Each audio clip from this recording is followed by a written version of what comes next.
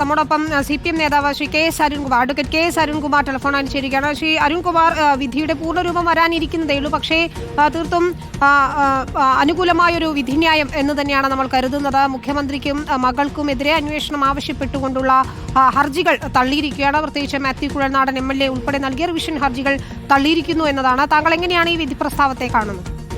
കുറച്ച് നാളായിട്ട് രണ്ട് പദപ്രയോഗങ്ങൾ, ഒന്ന് മാസപ്പടി, മനോരമ പത്രം തുടങ്ങി ബാക്കി മാധ്യമങ്ങൾ ഏറ്റെടുത്തു. രണ്ട്, മുഖ്യമന്ത്രിയുടെ മകൾ കോടികൾ എന്നുള്ള രണ്ട് പദങ്ങളാണ് ഉപയോഗിച്ചുകൊണ്ടിരുന്നത്.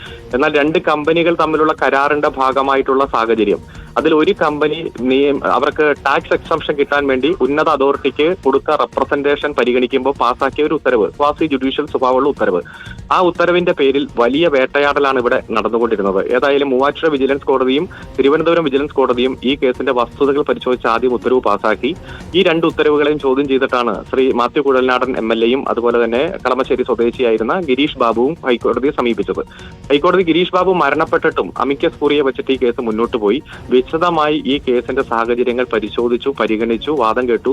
സമാനമായിട്ടുള്ള സുപ്രീം കോടതി വിധികളെല്ലാം പരിശോധിച്ചിട്ട് ഇതിൽ ഒരു തരത്തിലുള്ള പബ്ലിക് ഇൻട്രസ്റ്റും ഇല്ല, അതുപോലെ തന്നെ വിജിലൻസ് അന്വേഷിക്കേണ്ട ഒരു സാഹചര്യങ്ങളുമില്ല, പ്രഥമ ദൃഷ്ട്യാ ഒരു കേസും ഇല്ല എന്ന് കണ്ടെത്തി വിജിലൻസ് കോടതിയുടെ ഉത്തരവിനെ ശരിവെക്കുന്ന സാഹചര്യമാണ് ഉള്ളത്.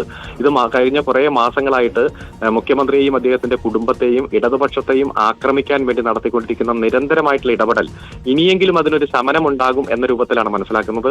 പക്ഷേ ഇതിലൊരു കമന്റ് വന്നത്, ഇതിലെ ഹർജിക്കാരൻ ശ്രീ മാത്യു കുഴൽനാടൻ പറഞ്ഞത്, അവസാനത്തെ പാരഗ്രാഫിൽ പറഞ്ഞിരിക്കുന്നത് സുപ്രീം കോടതി സമാനമായിട്ടുള്ള കേസുകളിൽ പറഞ്ഞ വിധിന്യായത്തിന് ഹൈക്കോടതി കൂടുതൽ പ്രാധാന്യം കൊടുത്തു, അതുകൊണ്ട് ഞാൻ നിയമ പോരാട്ടം തുടരുന്നെന്ന്.